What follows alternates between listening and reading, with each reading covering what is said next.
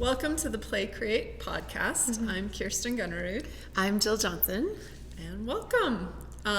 So this is a place, as we've told you, where we'll explore the role of play and creativity in life, work, parenting, you name it, whatever wants to show up. Yep.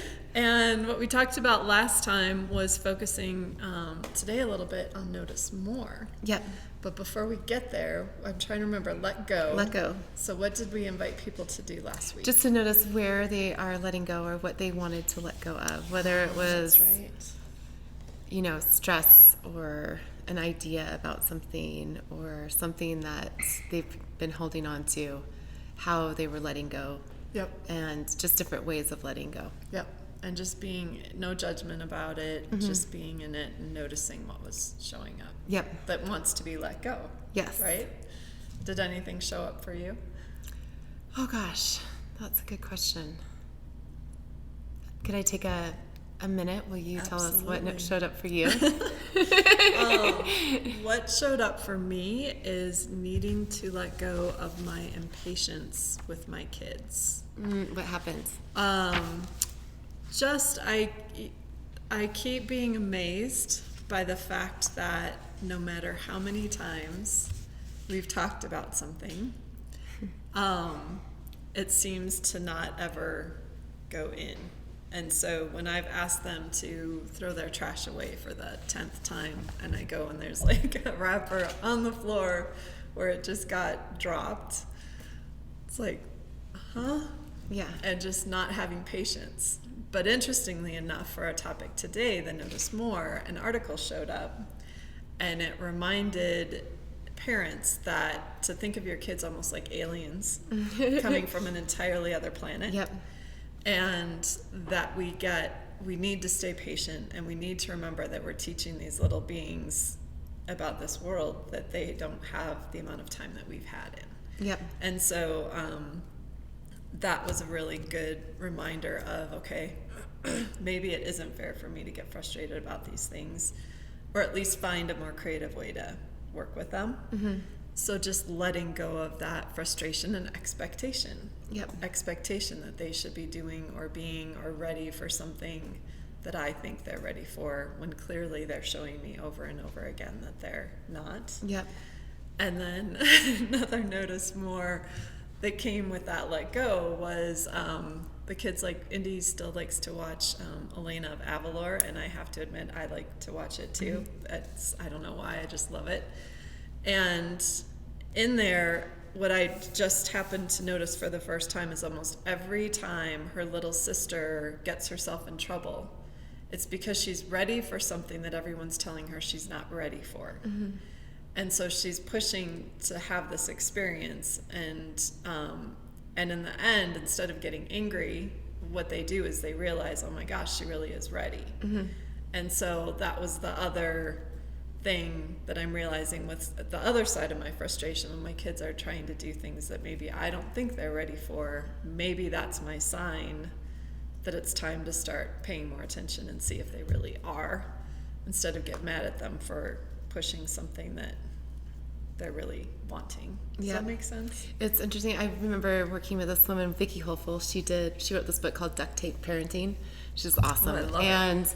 She talked about just how often we expect them to do something, but we haven't even taught them. Exactly. So, like, if you're asking them to clean something or to pick up something, have we ever just stopped and said, this is how you do it? Yes. Or this is how we like to see it? And then also letting them fumble so that they can find their way of doing it, and not us coming up right behind them, fixing it the way we'd like it. Yes. Because immediately that just puts them on guard. Yes. There was, I went to Vail this weekend for a soccer tournament, and I was with a friend. We were driving together, and we were talking a lot about just relationships, and the let go that kept coming up was just this idea of what we think relationships need to be.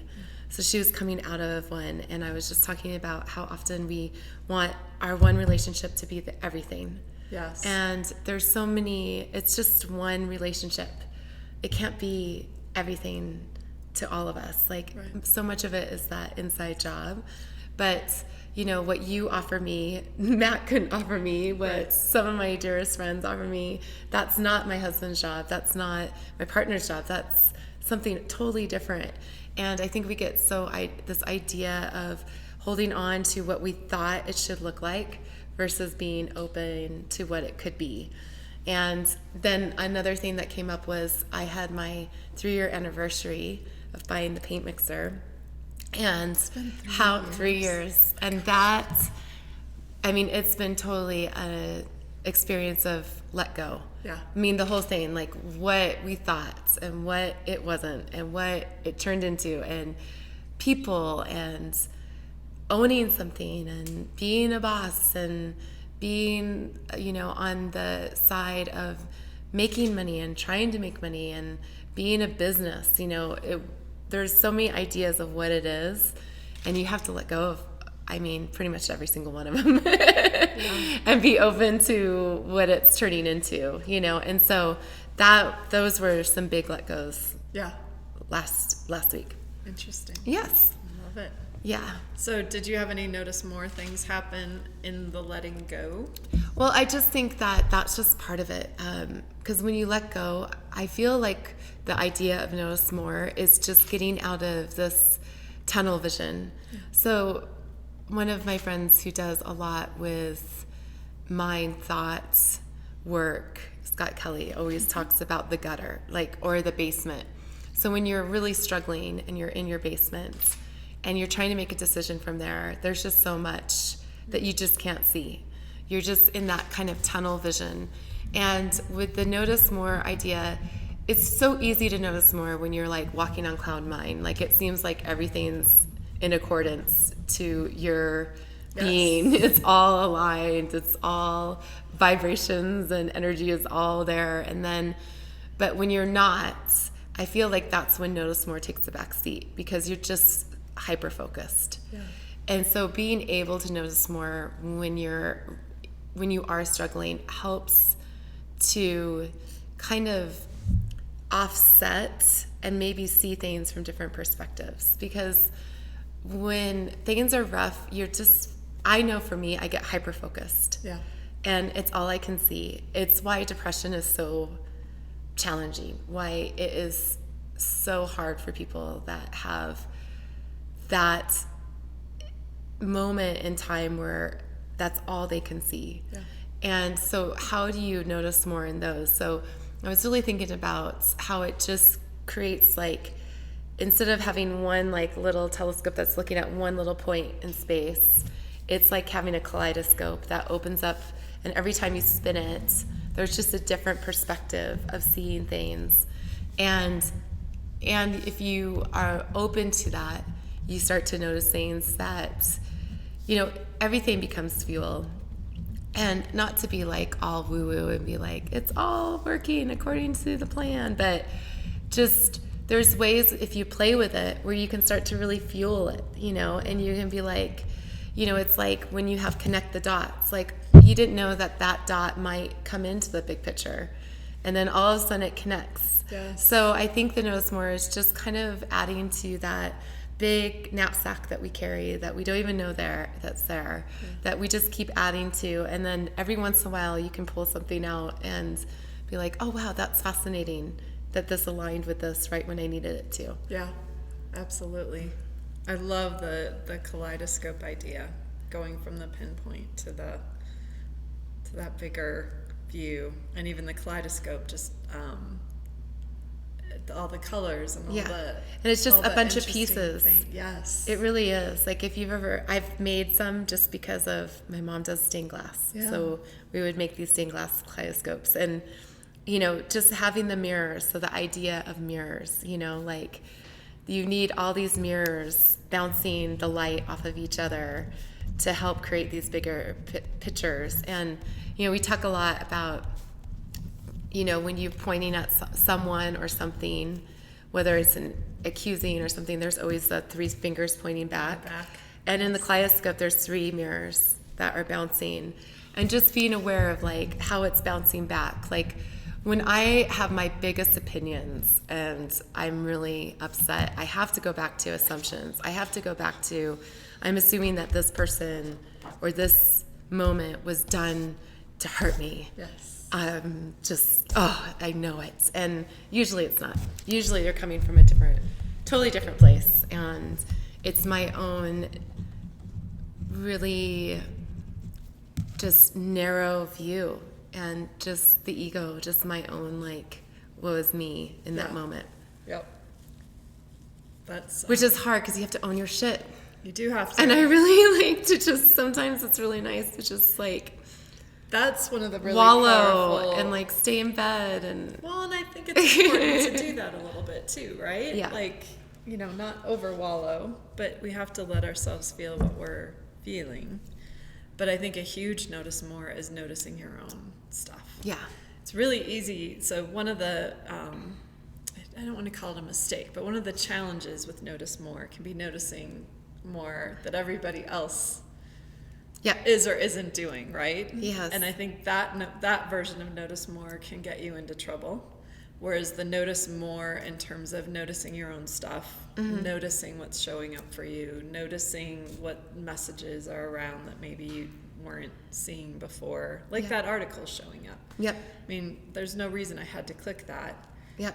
But it was a parenting thing, and I was realizing that was something I needed to let go of, so I was curious, and it just happened to speak exactly to what I was thinking about at the time.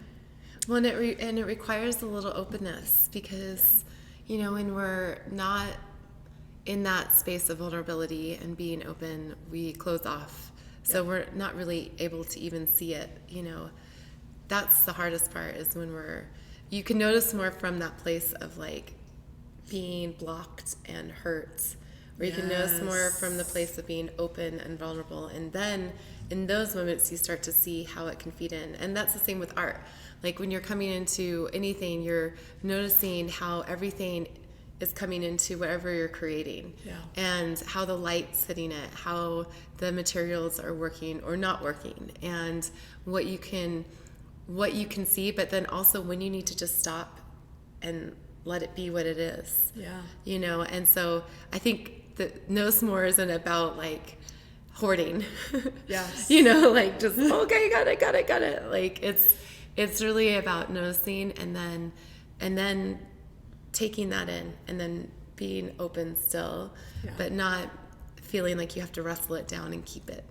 It's not the same where you have to notice it, understand it, make it work, put it into motion, It's, I see it, and then it bubbles up somewhere else. I think.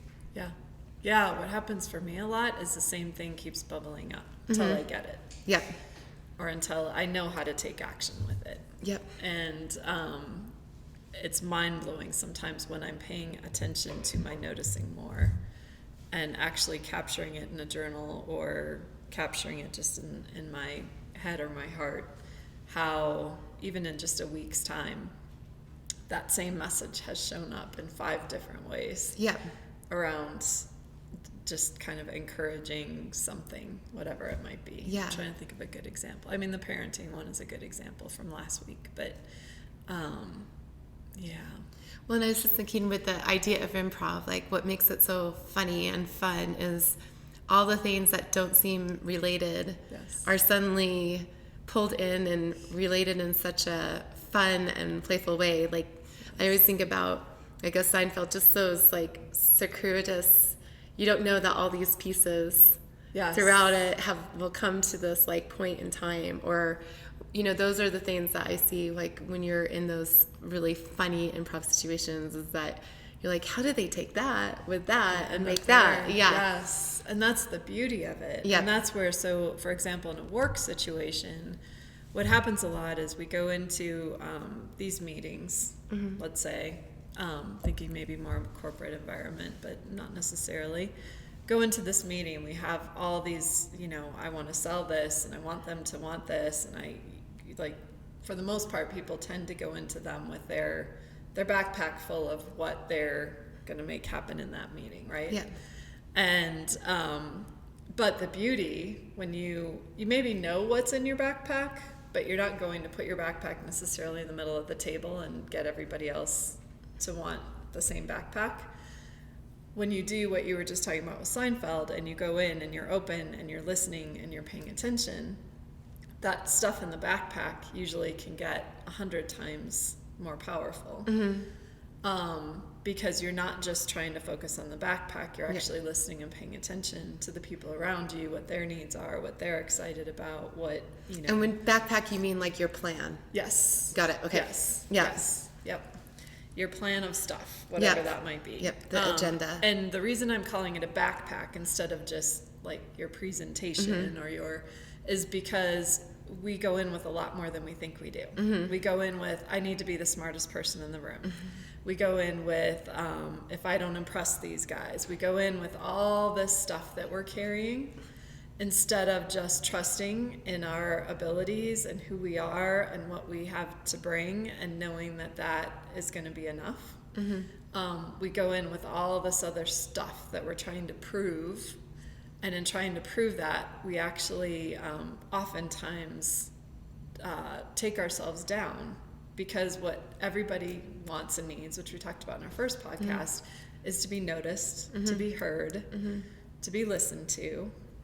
And when we go in trying to prove how smart we are, or how good we are, or how, you know, what a great idea we have for somebody's business, if that's the type of work that you're doing, a lot of times we miss actually giving them what they need and want and the great thing for their business. Well, and I think that's a big thing about listen more and use it, is just listening to what we're noticing versus coming in with, it's like when you're talking in a conversation, you can already tell, or someone's lips are moving as you talk, or you can tell they're somewhere else because they want to have that great thing to say next. And I think when you're in those situations, especially in business, anywhere, like any relationship, whether it's professional or personal, that deep listening is probably more profound than anything said, because then it gives the person that opportunity to really be heard. And with a client, that's what they want.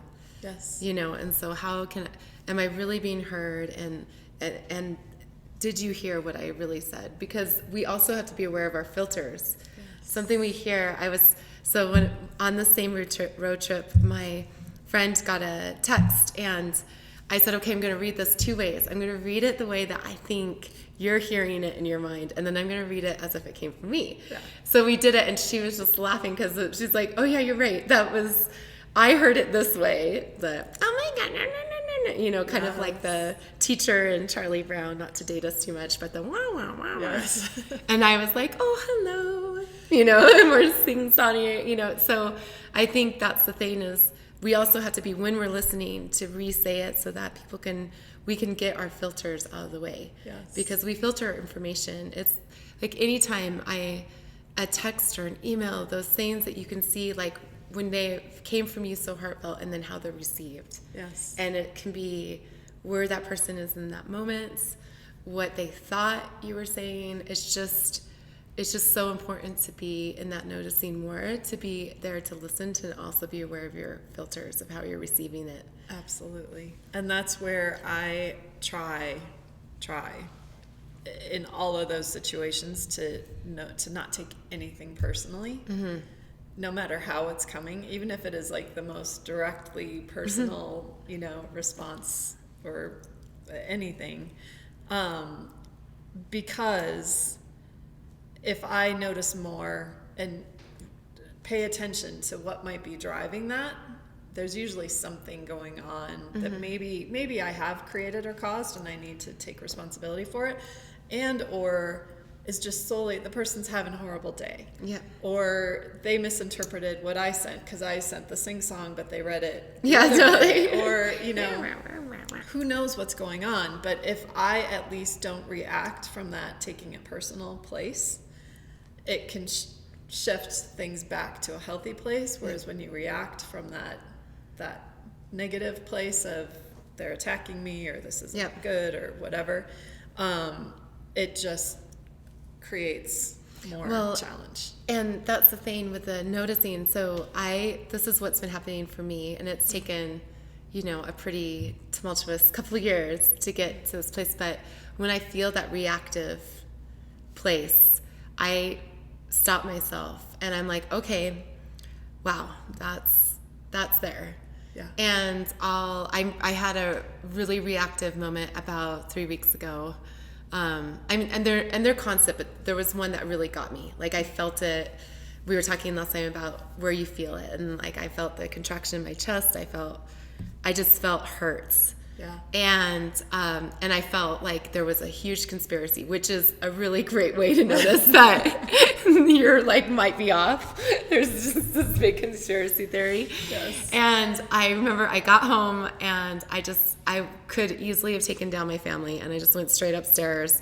I was like in the bathtub, and all of a sudden I saw Matt like have this giant glass of whiskey like came around the corner. Yeah. And he like looked at me and he's like, I'm like, I'll be okay. And I just had tears, and I just needed to give it its space. Yeah. Instead of like giving it wings.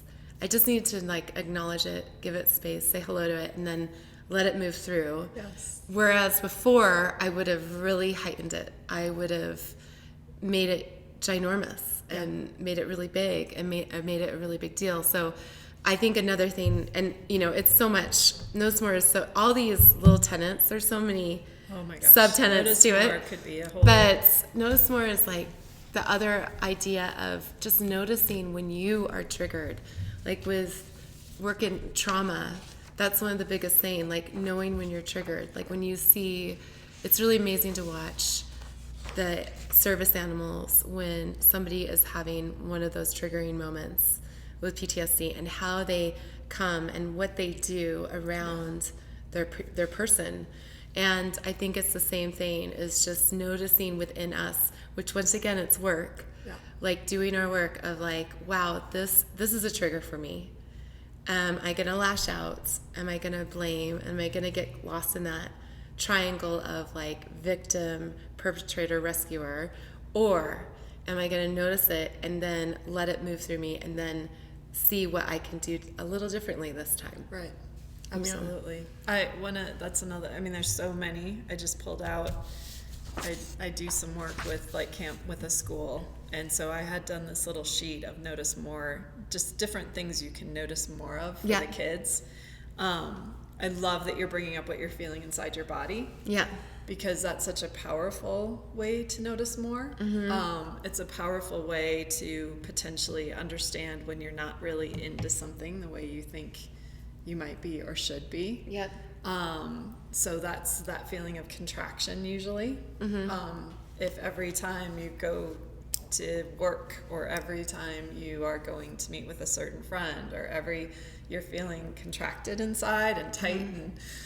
and maybe short-tempered or whatever it might be, that's usually a indicator of something, right? And a lot of times it's like Thanksgiving or Christmas. Like you have to be aware of like family. Yes. which family you can talk politically to, which you can do Yes. And so noticing how your body feels, and noticing when things open up too. So when things feel really open and exciting, like I look forward to this every single week. And showing up here, and that feeling of expansion tells me this is something that really works for me anyway, mm-hmm. and connects with my soul and my what I want to be creating and doing. And you can notice those things in other people a little bit too, right? Yeah. You can notice again in the meeting when somebody's body language changes, mm-hmm.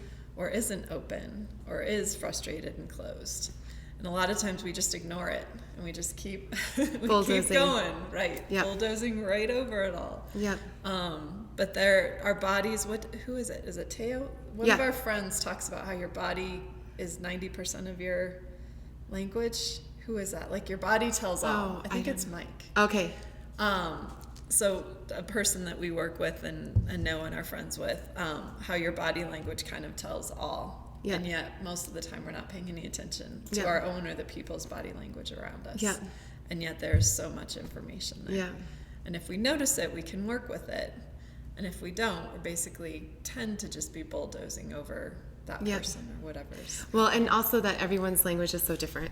Yes. You know, so being aware of like, well, I think that arms closed might mean this, but just noticing that you can't just put one thing over. You have to kind of learn their language. Yes. Because like my face kind of runs on a smile.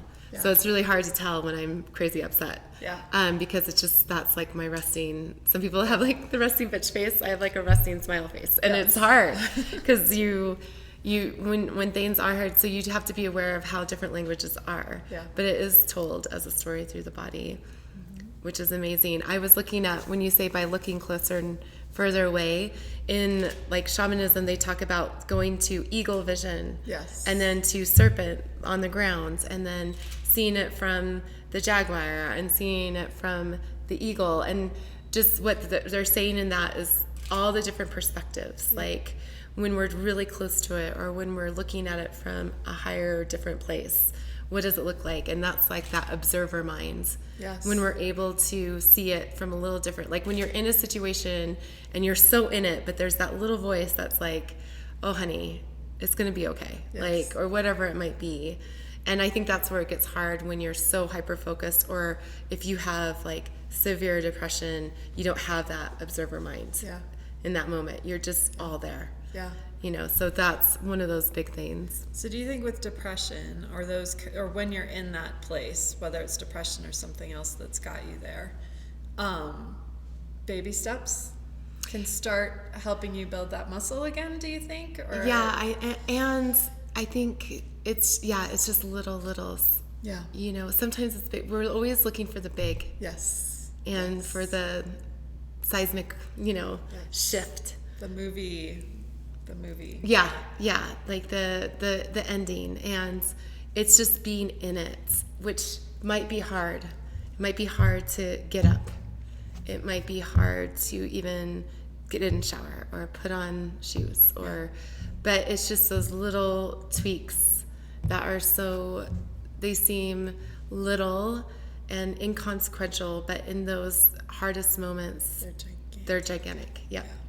And it's just all that, and if we're thinking about it, then that means we're not in it. Yes. And so I think that's what Knows More is just being in it, because then you're looking around, you're noticing, you're seeing it, you're feeling it, you're seeing how other people might see it, you're asking questions, you're interested, you're curious. I think noticing more is curiosity. Amen. And Grandma Ivy, once again, we'll bring her up. She always said that. I always asked her how she lived as long as she did and was so fervently full of life.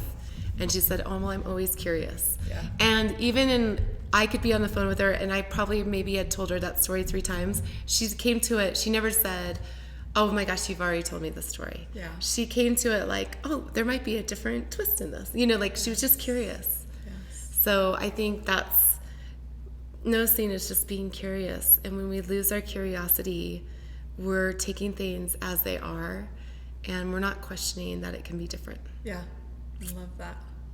So one of the things I have, a lot of people I work with, or groups that I work with, do is start a Notice More journal, or even just in their own journal, start noticing more. And so almost like the gratitude thing. Yep. And in fact, it can go hand in hand Yeah, with gratitude. I think it really does. As a thank you. But to just start capturing what they noticed that day and what showed up for them, whether it's the stars at night, the clouds in the sky, what a friend said, an article that you found. You can go as out there or as obvious as you want to go.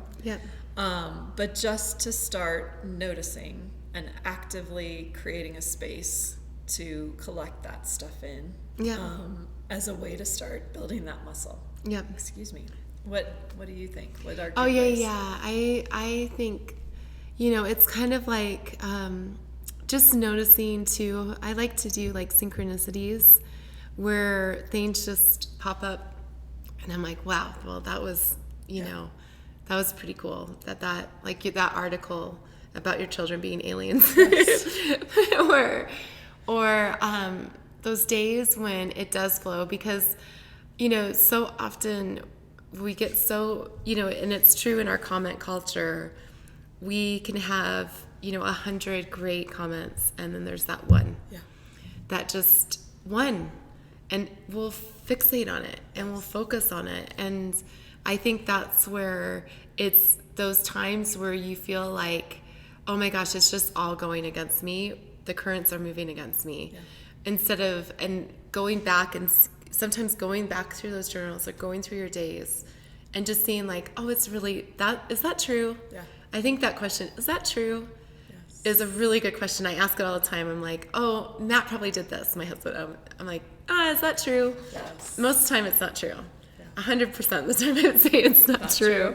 Or when you're rehearsing, driving the car. I don't know how many times I've done this where there's something big coming up that I don't like confrontation. It's so hard for me, and I work at it all the time, and because I just don't want to disappoint. Yeah. And so I'll be rehearsing, and is it true? Like, are any of these situations going to be true? Am I going to say the script precisely as I have practiced it 7,000 times in a different way each time? You know. So I think that's a really good way to sometimes go back and look. You know, you don't have to hold on. One of my friends burns her journal every year. Yeah. You know, so you can just release it. You don't have to keep it. It doesn't have to be perfect. It can even be Post-it note.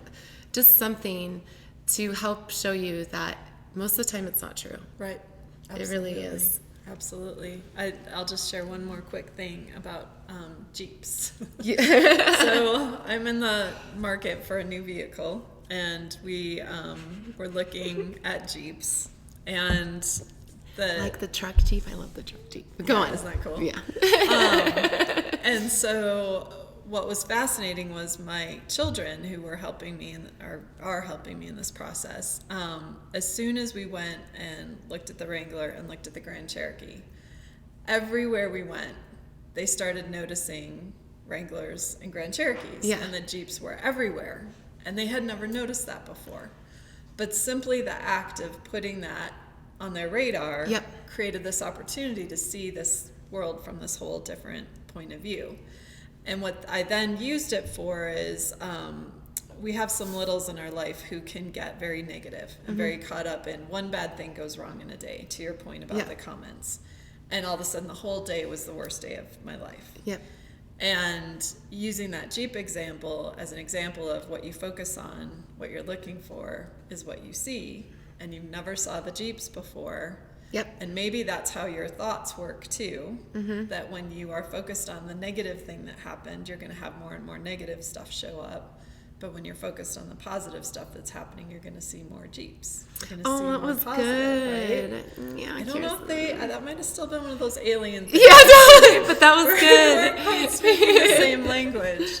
But it ended up being a huge opportunity. And that's a huge thing about Notice More. You know, it's like, I remember my first knee surgery, and if you're in a ski town, I mean, everyone's going to have it, but you don't notice it until everyone's like, oh, ACL? It's like everybody wants to share that. Or if you're pregnant, or if you're struggling. You know, when I was struggling, it was really interesting how many people started to pop up and like, oh my gosh, business, let's talk about this. You know, so it does change. You do know when you are noticing more, you really are noticing things that weren't on your radar before. So be aware of what you're putting on that radar. Exactly. Be aware of what you want to see in that atmosphere versus what you think you want to see. Yes. And that just helps open up so many things. Because if you're looking for those moments, they show up so much more frequently. Yes. But if you're looking for how it's all a conspiracy, like I was that day, it's going to show up. It's going to manifest in so many ways. Yeah. And it's just amazing because we are those creatures of what we want to see, we see. Yes. So a key to notice more is staying open, not getting too hyper-focused on what you want to notice more of. Yep. And maybe, I'm not sure about this one, but setting the dial in a positive direction. Yep. Into, it's your compass. Right. We used to always talk about our compass. Like, just notice where your due north is. Yeah. You know, is it going towards this fixated position? Yes. Or does it move when you move? Does it notice what you need in this situation? Yeah. Use it as your inner compass and what you want. What do you want in your life, you know? Yeah. So idea for the week for people to try? Yeah, I think it's that notice more what do you want on your radar? Oh, okay. I think I like that. Yeah. You know, what things are you bringing in? And then whatever that might be, take that and just see what comes up. Yes, absolutely. You know? Yes. And capture that somehow, whether you're just noticing it and really making a mental note of it, whether you're journaling about it, whether you're, however you want to capture that, just making sure Yep. that you're actively doing both. Yes. Does that make sense? Mm-hmm. Okay. Yeah, and then next week we're going into the third one, right? Use everything. Yep. Yeah. So we'll take what we're noticing more of Yep. this week, and we'll start to talk about how we can use that. Awesome. Because one of my favorite things about Notice More is oftentimes the resources, the things that we need are right there. We just don't see them. Yep. And so once we notice them, we can start working with things and using everything. Yep. So, yes. Groovy. Yeah, awesome. Well, See you thank you next for week. joining us. And yeah, we'll see you next week. Have a good one.